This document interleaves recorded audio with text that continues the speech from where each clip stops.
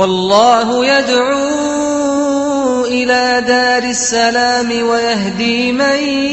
يشاء إلى صراط مستقيم. لا إله إلا الله. بسم الله الرحمن الرحيم. الحمد لله رب العالمين والصلاة والسلام على أشرف الأنبياء والمرسلين نبينا محمد وآله وصحبه أجمعين. أما بعد، فصل في آداب تتعلق بصلاة الجمعة ويوم الجمعة.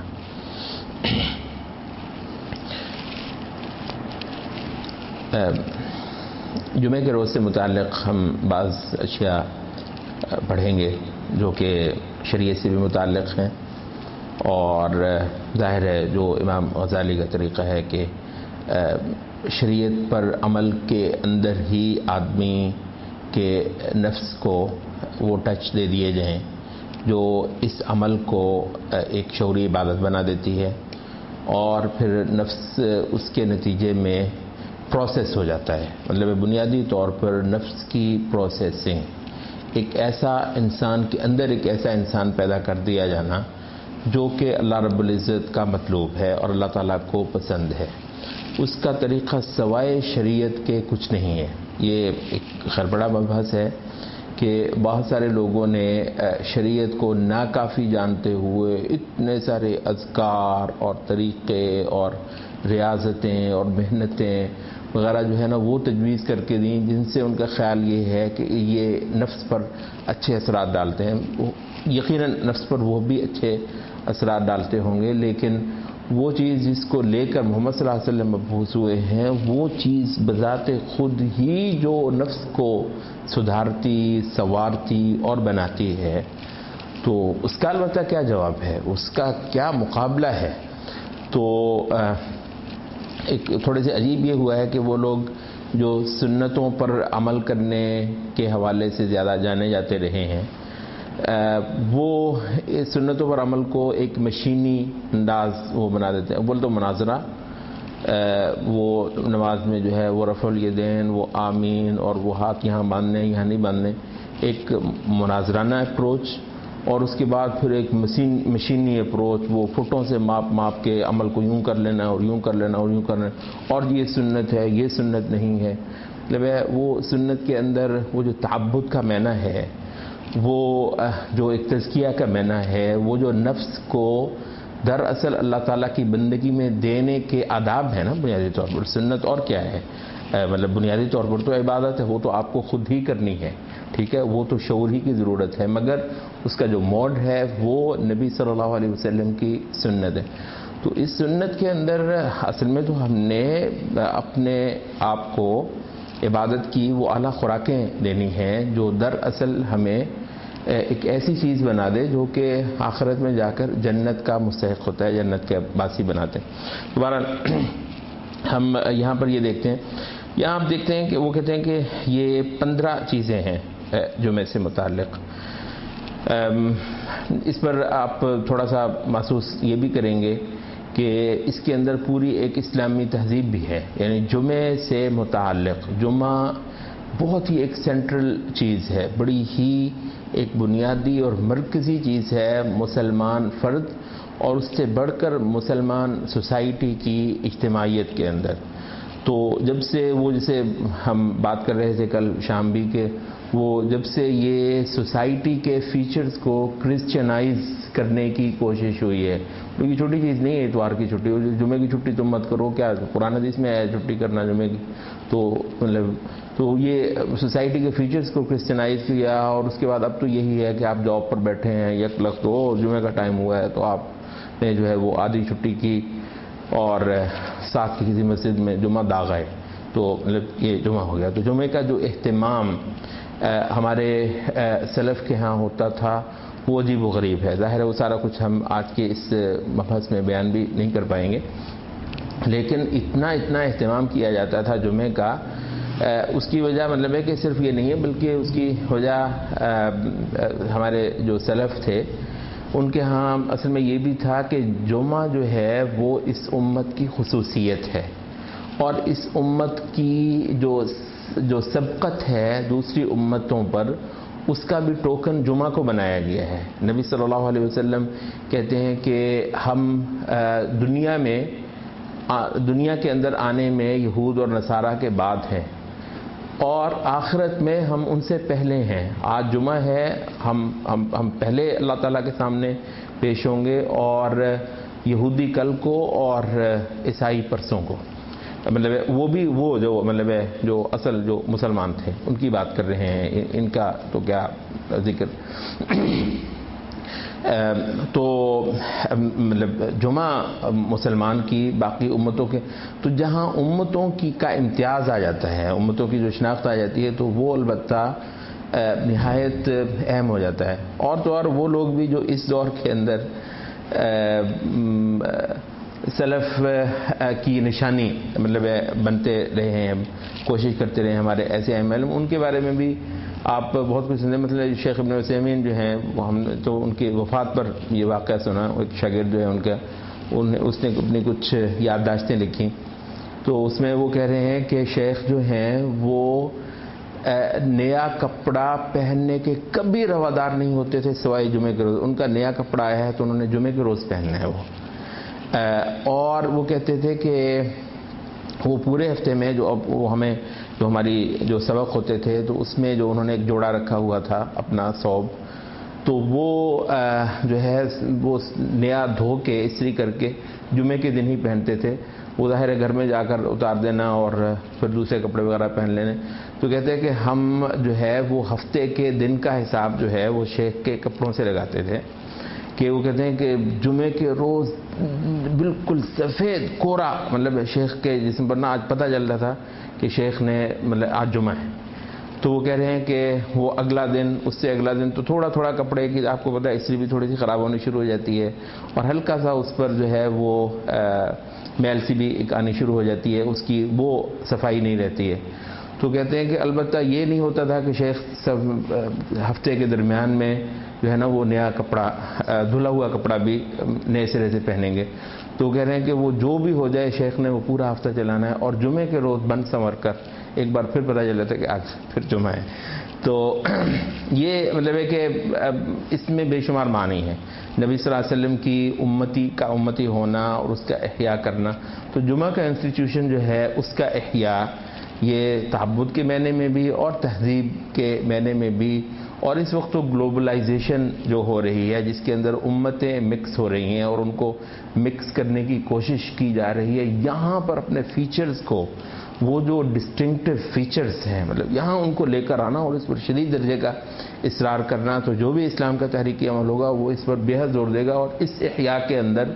امت کے بے شمار جو احساسات اور جذبات اور امت کے جو بے شمار امتیازات ہیں انشاءاللہ ان کا بھی خود بخود احیاء ہوتا چلے گا۔ تو آپ یہ دیکھیں گے بہت ساری چیزیں شاید ایسی ہیں کہ جو ہمارے بس میں بھی، جو جس طرح کہ ہمارے معمولات ہیں شاید ہمیں نظر نہ آئے کہ ہمارے بس میں بھی ہے، لیکن آپ یہ دیکھتے ہیں کہ ہمارے متقدمین ان چیزوں کا کس طریقے سے خیال رکھتے رہے ہیں۔ تو اگر ہم پورا نہیں بھی اتر پاتے یا آج پورا نہیں اتر پاتے تو بھی ہمیں اندازہ تھوڑا سا ہو جاتا ہے کہ یہ سارا کچھ ہم سے پہلے لوگوں نے کس طریقے سے نبھایا ہے۔ کہتے ہیں کہ امت کے جو سلف تھے وہ جمعرات کے روز سے ہی جمعے کی تیاری کرنا شروع کر دیتے تھے۔ ویسے تو جمعے کا جو روزہ ہے اس کا بھی کچھ تعلق جمعے کے لیے تیار ہونے کے ساتھ بنتا ہے۔ آدمی میں زیادہ تعبد آ جاتا ہے، زیادہ آخرت کی طرف رجوع آ جاتا ہے، جو روزمرہ کے جو اشغال اور آدمی کے معمولات ہیں ان سے آدمی کچھ نکل آتا ہے۔ تو کہتے ہیں کہ جمعرات کے روز ہی صفائیاں ہونی شروع ہو جاتی تھیں گھروں میں، کہ کپڑے وپڑے دھونے کا کام جو ہے وہ جمعرات کے روز ہی نمٹا لیا جاتا تھا۔ بعض لوگ جو ہیں وہ تو گھروں کی صفائیاں بھی جمعرات کو خاص طور پر اس وجہ سے کرتے تھے کہ کل ہماری عید ہے۔ آپ کو پتہ ہے یہ حدیث میں نبی صلی اللہ علیہ وسلم نے کہا ہے کہ جمعہ جو ہے وہ ہم اہل اسلام کی عید ہے، تو بھی کل عید ہے، تو اس سے پہلے جمعرات کے روز جو ہیں وہ گھروں کی بھی صفائیاں ستھرائیاں ہو جاتی تھیں۔ اب یہ ہے وہ چیز جس میں مطلب ہے کہ گھر کی صفائی میں بھی آپ ثواب کماتے ہیں، کیونکہ آپ دراصل جمعے کو سیلیبریٹ کرنا چاہ رہے ہیں۔ تو یہ تو ہوا جمعرات کے روز۔ جمعے کے روز غسل کرنا یہ نبی صلی اللہ علیہ وسلم کی تعلیم ہے۔ امام غزالی کہتے ہیں کہ اس میں جو افضل ہے وہ یہ ہے کہ جمعے کا غسل یوں کیا جائے کہ اس کے بعد کپڑے وپڑے پہن کے تو پھر سیدھا مسجد کو چلا جائے. اب یہ ہے نا کہ میں نے صبح غسل کر لیا تھا، وہ تو پورا تو ہو جاتا ہے، جو مطلوب ہے وہ پورا تو ہو جاتا ہے. بعض کے نزدیک واجب ہے، بعض کے نزدیک یہ سنت ہے، تو وہ سنت ہے یہ واجب ہے، وہ پوری تو ہو جاتی ہے. لیکن یہ ہے کہ وہ آپ نے وہ نہانے وہانے کے بعد اپنے کام دھندے شروع کر لیے تو اس کی وہ اسپرٹ باقی نہیں رہتی ہے. تو جمعے کے لیے جو غسل ہے وہ یہ ہے کہ آپ غسل کریں اور کپڑے وپڑے پہنیں، تو اس کے بعد پھر آپ سیدھا مسجد میں چلے جائیں. اچھا، اس کے ساتھ کہتے ہیں کہ جمعے کے اہتمام میں یہ بھی شامل ہے کہ آدمی اپنے جسم کو بھی سنوارے اور جسم کی بھی خبر لے. ناخن تراشنا، مسواک خصوصی طور پر کرنا، اور جیسے کہتے پہلے ہم نے جو کتاب الطہارہ میں یہ جو زوائد ہیں، جو فضلات جس کو آپ کہتے ہیں، اگر بغلوں کے بال ہیں، اگر زیر ناف ہے، اگر کوئی اور اس طرح کا انسان کا معاملہ ہے تو اس کو وہ کرے. یہ بھی جمعے کے آداب میں ہی شامل ہے. اپنے سب سے اچھے کپڑے جو بھی کو میسر ہوں وہ پہننا اور خوشبو لگانا. چوتھی چیز کہہ رہے ہیں کہ جمعے کو جلدی نکل کر چلے جانا اور پہلی ساعت یا دوسری یا تیسری ساعت پانے کی کوشش کرنا. کم از کم بھی آپ کو پتہ ہے کہ فرشتے جو ہے جمعے کے روز لوگوں جو مسجد میں ہوتے ہیں وہ ان کے نام لکھتے ہیں. پھر جب امام داخل ہو جاتا ہے مسجد میں تو پھر وہ اپنے رجسٹر بند کر دیتے ہیں. اس وجہ سے ان کی پوری کوشش ہوتی تھی کہ امام کے داخل ہونے سے پہلے، اب امام کا داخل ہونا بنیادی طور پر یہاں کیونکہ وہ معاملہ ہی اور ہے. یہ جو اصل جو خطبہ شرعی ہے وہ تو وہی ہوتا ہے جو ہمارے دیوبندیوں کی مساجد میں بالکل آخر میں جو چھوٹا سا ہوتا ہے. تو اس سے پہلے تو وہ بیان ہے، وہ درس ہے، وہ مطلب ہے کہ وہ جمعہ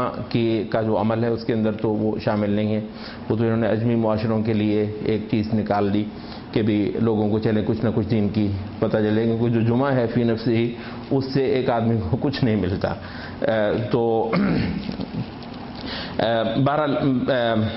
جلدی جمعے کے اندر جو ہے وہ جا کر چلا جانا. کہتے ہیں اس میں مسجد میں جتنی دیر بیٹھنا ہو اعتکاف کی نیت بھی کر لینی چاہیے،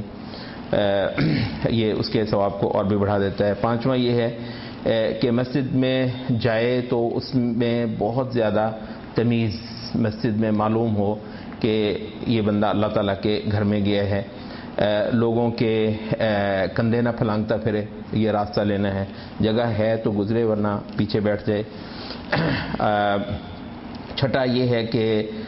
کسی نمازی کے آگے سے نہ گزرے مسجد میں. ساتواں یہ ہے کہ پہلی صف کو پانے کی کوشش کرے، اگر نہ ہو تو پھر اس سے متصل، اگر نہ ہو تو اس سے متصل. کہتے ہیں کہ اس میں جو ہے وہ متقدمین جو ہیں وہ پہلی صف پانے میں بہت بہت پاپڑ بیلتے تھے. اور دراصل آپ کو پتہ ہے یہ بعض دوسری احادیث میں بھی آتا ہے کہ قیامت کے روز بھی یہ جو جمعے کی مجلس ہماری یہاں پر لگتی ہے، قیامت کے روز بھی جمعے کی مجلس اللہ تعالیٰ کے جو اہل جنت کی جو ملاقات ہے ہفتہ وار وہ اللہ تعالیٰ کے ساتھ جمعے کے روز ہوگی. اور اس میں یہ آتا ہے کہ لوگوں کو جو نشست ملے گی وہ اس کے بقدر ملے گی کہ دنیا میں یہ کہاں جمعے کے اندر نشست پانے کی کوشش کرتا رہا ہے یہ شخص، تو اسی کے بقدر آخرت میں. تو اس وجہ سے سلف بہت زور لگاتے تھے کہ ان کو جو ہے نا وہ آگے جگہ ملے پہلی صف میں. کہتے ہیں اس میں صرف ایک استثناء ہے، وہ یہ ہے کہ اگر کوئی منکرات ہو رہے ہیں مسجد میں آگے آپ کو پتہ ہے بڑے بڑے مشکل وقت بھی دیکھے ہیں سلف نے. بعض بدعات والے جو امام ہیں وہ مطلب مسلط ہو جاتے تھے، بسا اوقات خلیفہ صاحب جو ہیں وہ ان کے ساتھی ہیں. تو کہتے ہیں مطلب بعض اوقات بدعات ہوتی ہیں، بعض اوقات بادشاہ جو ہے وہ اس کے جو ہے وہ ہاتھ چومے جاتے ہیں اور اس کا کوئی تکبر یا اس کا جو ہے وہ کوئی کرفر جو ہے وہ اس کا مظاہرہ بھی اس کے بعد جمعے کا ہی روز ہوتا تھا، وہ بھی اس کا بھی مظاہرہ کرنے کا. تو کہتے ہیں کہ البتہ یہ تھا کہ اگر کوئی ایسی بدعت یا منکر ہو رہا ہے آگے تو پھر البتہ ہمدن جو ہیں وہ جو ہمارے علماء یا ائمہ وغیرہ تھے وہ پھر پیچھے بیٹھنا پسند کرتے. تو ہاں جب اگر منکر ہو اور آپ اس کا ازالہ نہ کر سکتے ہوں تو پھر البتہ پیچھے بیٹھنا بھی صحیح ہے. اور پہلی صف نہ پانا پھر جو ہے وہ کوئی ایسا مطلوب نہیں رہتا ہے۔ اس کے بعد یہ ہے کہ جب امام آ جائے تو اگر آپ نفل نماز پڑھ رہے ہیں تو اس کو ختم کر لیں۔ جیسے خطبہ شروع ہوا ہے تو اب آپ وہ نہ کریں گے جی میں تو پوری کر کے ہٹوں گا۔ وہ جو تحیۃ المسجد ہے وہ ایک الگ ہے، احناف کے نزدیک تو آپ کو پتہ ہے وہ بھی نہیں ہے، اگر خطبہ شروع ہو گیا تو تحیۃ المسجد بھی نہیں ہے۔ جمہور کے نزدیک تحیۃ المسجد تو ہے، لیکن اگر آپ ویسے کوئی نفل پڑھ رہے ہیں تو امام کھڑا ہو گیا ہے تو وہ ختم کر کے تو آپ سننے کے لیے بیٹھ جائیں اور پوری توجہ امام کی طرف کر دیں۔ جمعے کی نماز کے بعد 2 رکعتیں پڑھنا یا 4 پڑھنا، اس میں تفصیل وہ یہ ہے کہ اگر مسجد میں پڑھتے ہیں تو 4 اور اگر گھر پہ آ کے پڑھتے ہیں تو 2۔ کہتے ہیں کہ یہ بھی کرتے رہے ہیں ہمارے پرانے لوگ کہ جمعے کو گئے ہوئے پھر وہیں پر بیٹھے رہے اور عصر کی نماز پڑھ کر ہی واپس آئے۔ 11واں یہ ہے کہ جمعے کے روز ایک ساعۃ شریفہ اسے کہا جاتا ہے کہ ایک خاص ساعت ہے، خاص گھڑی ہے، خاص مبارک شرف والی گھڑی ہے، جس نے وہ پالی اور اس وقت اس نے دعا کر لی ہوئی تو وہ اللہ تعالیٰ کے ہاں خاص طور پر قبول ہوتی ہے۔ اس میں علماء ائمہ کے مابین اختلاف ہے کہ وہ گھڑی کون سی ہے، حتیٰ کہ احادیث اور آثار بھی جو پائی جاتی ہیں اس میں بھی ایک سے زیادہ روایات ہیں۔ ایک تو یہ ہے اور جو سب سے زیادہ مشہور ہے وہ یہ ہے کہ یہ عصر کے بعد سے لے کر مغرب تک کی گھڑی ہے۔ ایک دوسری روایت بھی ہے اور ائمہ کا قول بھی ہے کہ یہ جب امام بیٹھتا ہے اس وقت سے لے کر جب تک نماز ختم نہیں ہوتی یہ وہ وقت ہے۔ اور ایک دوسری روایت یہ ہے کہ جب امام مکمل طور پر خطبے سے فارغ ہوتا ہے اس وقت سے لے کر جب تک نماز ختم نہیں ہو جاتی یہ وہ گھڑی ہے، اس وقت خاص طور پر مانگنے کی۔ کہتے ہیں ابو بکر الاسرم جو ہیں یہ ایک امام گزرے ہیں، وہ کہتے ہیں کہ 2 احتمال بہرحال ہیں، یہ جو ایک سے زیادہ احادیث اس معاملے میں ملتی ہیں۔ یا تو یہ ہے کہ ان میں سے کچھ حدیث سے کوئی ایک حدیث دوسری حدیث کی نسبت صحیح ہے تو جو صحیح حدیث ہے آدمی اس پر عمل کرے، اور اس کا ایک دوسرا امکان بھی بہت بڑا یہ ہے کہ لیلۃ القدر کی طرح یہ بھی پھرتا ہو۔ آخر کیوں نبی صلی اللہ علیہ وسلم نے یہ بھی کہا ہے اور وہ بھی کہا ہے، تو آپ کو پتہ ہے جیسے لیلۃ القدر جو ہے ہو سکتا ہے کہ کسی سال 25ویں ہو، کسی سال 27ویں ہو، کسی سال 29ویں ہو، تو اس وجہ سے یہ بھی ہو سکتا ہے کسی سال وہ کسی جمعے یہ گھڑی ہو تو کسی جمعے وہ گھڑی ہو، تو اس وجہ سے احادیث کے اندر ایک سے زیادہ کی نشاندہی کر دی گئی ہے۔ 12ویں چیز یہ ہے وہ یہ ہے کہ جمعے کے روز نبی صلی اللہ علیہ وسلم پر بکثرت درود بھیجا جائے۔ آپ کو تو وہی جو چیز ہے نا جو امتی ہونا اور امت کے خصائص، کیونکہ ہمارا یہ سب امتیاز کس کے دم سے ہے؟ محمد صلی اللہ علیہ وسلم کے دم سے،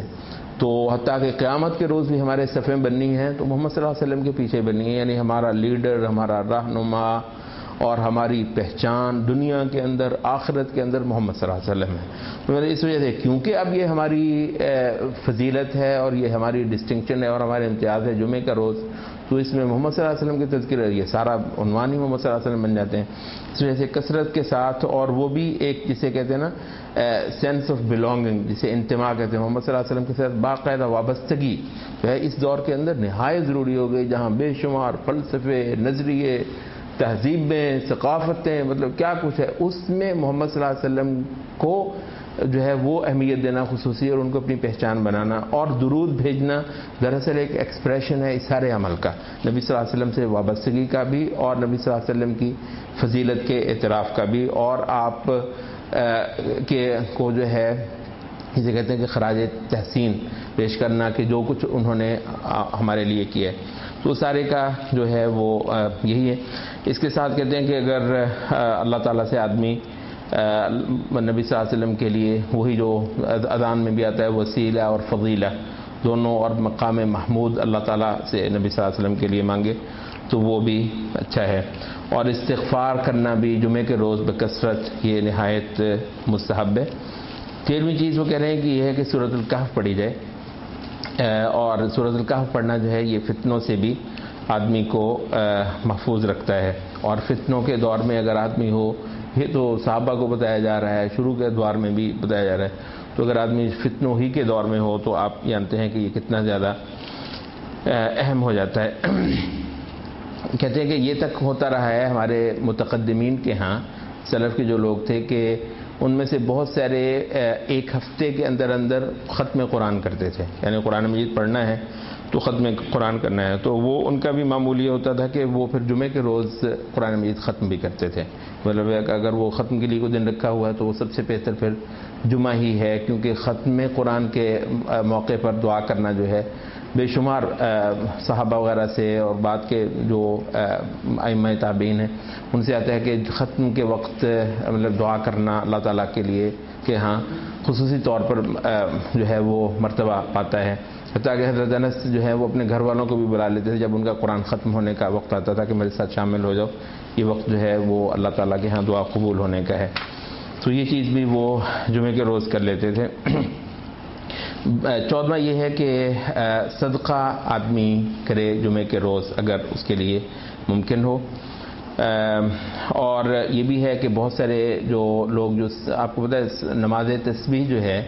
وہ روزانہ نہیں تو ہر ہفتہ نہیں تو ہر مہینے نہیں تو ہر سال نہیں تو عمر میں ایک بار، اور اس پہ مطلب احادیث وغیرہ بھی آتی ہیں، تو